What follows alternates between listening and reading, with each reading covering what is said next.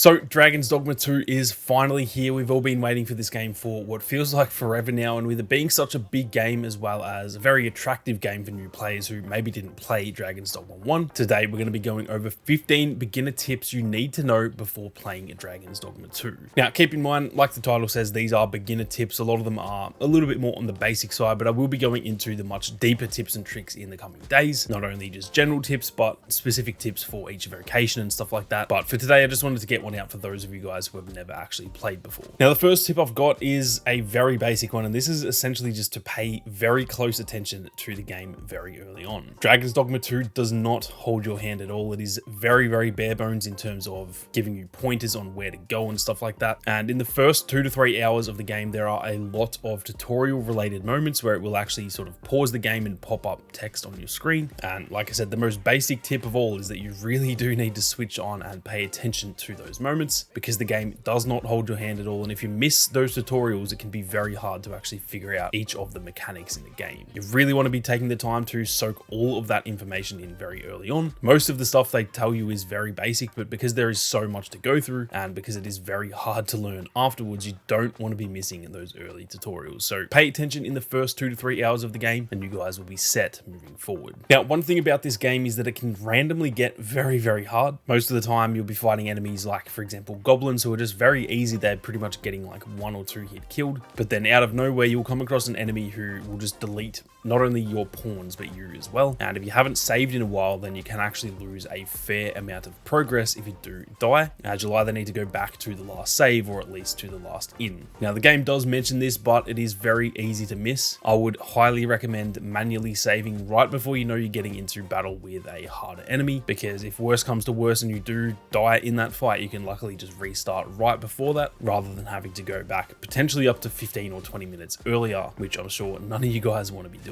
Now, something else that helped me a lot early on was actually setting waypoints on the map. If you guys find yourself getting lost on the way to an objective, you can set waypoints through the map, and you can set up to 5 on the map at any given time. The easiest way that I found to get to my objectives, if it is somewhere that's a little bit more specific rather than just being able to run from point A to point B, is to kind of find the track that you need to go on, and then along the way just put down each of those markers, spreading them out pretty evenly, and usually putting them at like a fork in the road, for example. So then you know, all right, I've gotten to the first marker here. There's a fork in the road now. I just need to find that second marker and head in that direction. And it definitely makes traveling a hell of a lot easier. Like I said, there's going to be plenty of times you can just literally run from point A to point B, but there are certain times throughout the game when you need to follow a specific path, and this is an absolute game changer. Now, something else I would recommend is doing some side quests early on, just to kind of get the hang of how everything works in this game. They can often be very enticing to just kind of send it on the main path early on, and in a lot of other games I would actually suggest that, but in Dragon's Dogma 2 I would suggest that it is worth taking the time to just do a couple of side quests early on. There are 2 really key side quests that are available once you get to the Border Watch outpost. This is very early in the game. It's the place where you first choose your pawns, and once you've kind of finished that little section of the story, it is worth going around and just talking to a few of the NPCs in that outpost. They will give you plenty of options for side quests, and early on this really taught me how the quests tend to work in this game, as well as the fact that both of the side quests I did actually taught me really useful in-game knowledge too. For example, one of the quests was actually teaching me how to use the Salubrious Draft, which is essentially just a healing potion, and if I didn't do that quest, I potentially would not even know how to make those healing potions now. So once you get to that Border Watch outpost, definitely just kind of slow down, maybe spend an hour just doing side quests and just exploring and stuff like that, and that will really help you just get a grip of how this game tends to work. Now, I just mentioned where you do choose your first pawns, which is at that Border Watch outpost. What I would say is I would highly recommend having at least 1 mage with you at all times, whether you make your main pawn a mage or whether you just hire one from the Rift. The mages are so elite at keeping you alive. They also buff you by giving you elemental attacks depending on your own vocation anyway. As you can see, I was playing as a fighter during this section of the game, and I was getting buffed by flame attacks from my mage pawn, and it really helps against almost all enemy types. On top of that, like I said, it will just help a hell of a lot when it comes to staying alive. They do these sort of golden healing orbs, and if you just stand in there, it will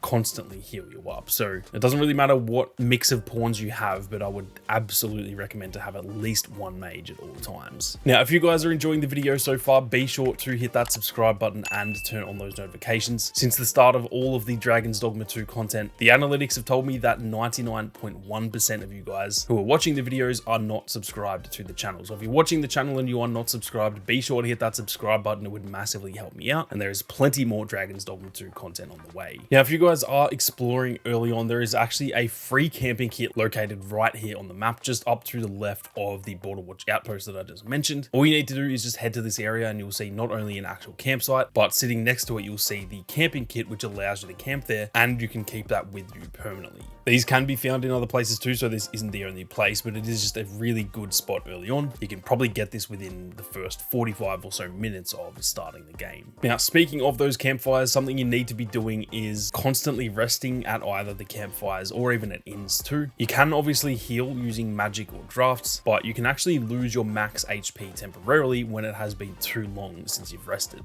Over time, the grey bar under your green HP bar will deteriorate after constant battles, and eventually it means that you may only be able to heal back to like a third of your full HP, which is obviously not good if you run into a really difficult enemy or something like that. So you want to constantly be resting at inns or campsites in order to fully restore your HP. It does mention that earlier, but it doesn't actually mention that your max HP drops, unless maybe I'm an idiot and I missed that, which, let's be honest, is probably what has happened, but definitely worth knowing anyway. Always try and rest up at those campfires. Now, something else very useful to know is that it is very easy to forget how much weight you're carrying around, and unlike a lot of RPGs, this game does affect you a lot more when you're carrying too much weight. Now, if we look at a few games like Elden Ring or Skyrim, for example, you can obviously become over encumbered in those games, meaning if you're carrying too much weight, you just won't be able to sprint around and stuff like that. And the same sort of system is in place in Dragon's Dogma 2, but it is a little bit more in depth in that it's not just like you have a certain weight you can carry, and once you go over that weight, that is when you become over encumbered. As you carry more weight, you will actually slowly start to become a little bit slower and your stamina will run out a little bit quicker. So it's more of like a gradual effect in this game rather than just having a set number where if you're below that, you're completely fine, and if you're over that, you will be encumbered. So keep an eye on your weight and make sure you're not carrying too much stuff around. The best way to deal with that is just simply giving stuff to your pawns. It doesn't really matter if they're overweight unless it is like way too much weight that they're carrying, or obviously just head to some sort of vendor and sell a bunch of items. You definitely want to be staying on the lighter end, as that will keep you not only a bit quicker, but you will keep your stamina a little bit longer.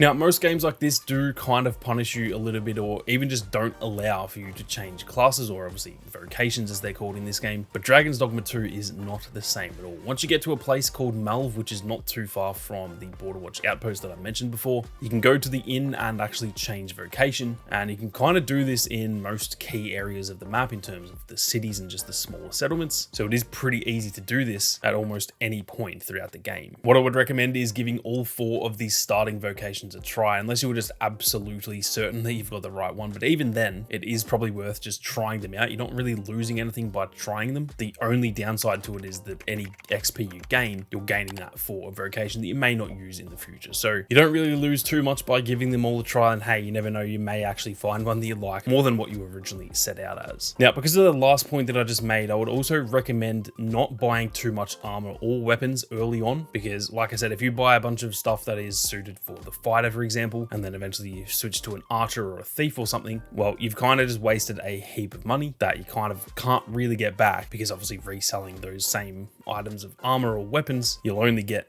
chump change compared to what you spend. So one more tip is I would just say wait until you are certain of which vocation you want to play as, at which point you should have saved a hell of a lot of money, and you can obviously buy as much armor as you want. Now, with that being said, once you have actually finally decided on the vocation you want to stick with, at least in terms of the starters, obviously you can change again down the line, it is worth looking into the vocation upgrades at the inn, because there are some really crucial upgrades you can make early on. Now, these upgrades can be genuinely crucial. For example, as a fighter, you actually can't parry until you get this upgrade. Before that, you can only block, and obviously as a sword and shield user, parrying is like absolutely key to your entire playstyle. So these aren't just little upgrades, they are genuinely like game-changing upgrades you can make to your vocations. but like I said, once you've got the vocation you know you want to stick with, definitely make some upgrades. Now, if you find yourself getting a little bit lost when it comes to the quests, not literally lost, but just unsure of what you need to be doing, something that can be really helpful is that in the quest log, you can click on each task within each quest, and it will actually kind of open it up and provide a little bit more context. Again, the game doesn't really hold your hand, so this is very helpful if you're not too sure what you need to be doing. That tiny little bit of extra context can actually be a game changer more often than not. Now, something else just related to that quickly is what I found too. Sometimes certain objectives can only actually happen during a certain time of day. Now, obviously, in most other games, it will probably say like at night,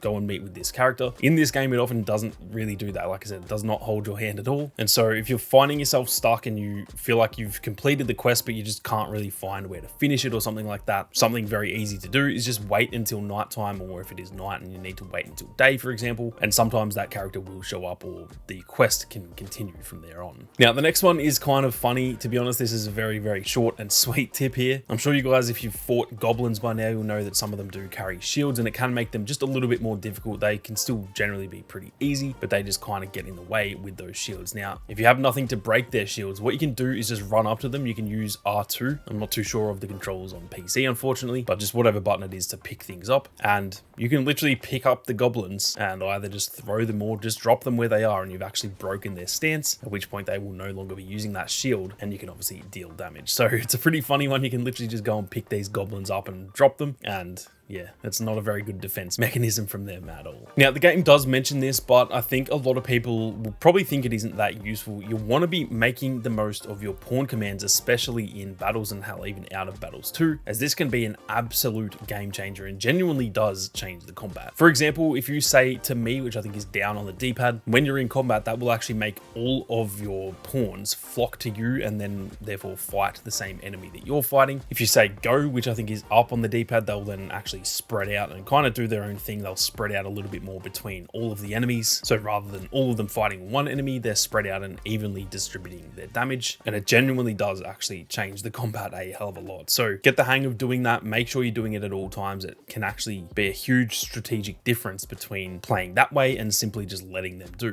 whatever they want. Now, finally, for tip number 15, this one is very simple, but I'm sure you guys will know some quests in the game do have timers. So if you don't finish that quest within a certain amount of time within the game, it may be, for example, 2 to 3 days in actual game time, that quest can actually just vanish and you will literally never be able to do it again unless you start a brand new playthrough. So one way to tell if this is going to happen, you'll see it flashing in the quest log. You can see the little like hourglass logo. If you can see that blinking, that means that you should probably prioritize that quest if you really want to do it, because yeah, within a certain amount of time that will literally just no longer exist. An example of this could be if your quest is to go out and save a character, well, if you wait 3 days, that character can literally just die and they will obviously be permanently dead and you cannot do that quest anymore. So keep your eyes on that quest log and make sure that if you do see that hourglass, you definitely want to prioritize that quest unless you don't really care about it. So anyway, those are just some basic beginner tips for Dragon's Dogma 2, guys. Hopefully that helps you out, as there is obviously plenty of stuff to take in with this game. If you enjoyed this video, there are plenty more videos like this on the way. They will obviously get a little bit more in depth as we go rather than being all very basic like this one. So be sure to subscribe to make sure you don't miss out on those videos. But with that being said, thank you all very much for watching. You guys have a great day and I'll catch you all in the next one.